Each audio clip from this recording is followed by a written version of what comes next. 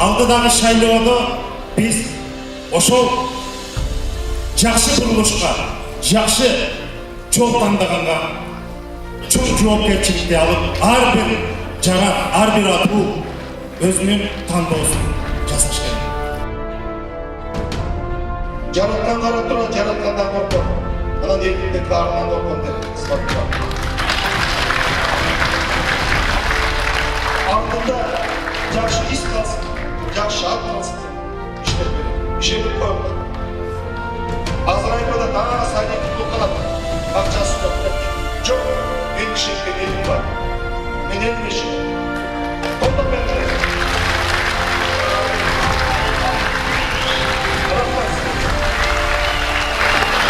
Мен келсем, премьер болгондо кандай иштесем, президент болгондо эки сөз айтып иштеп берет.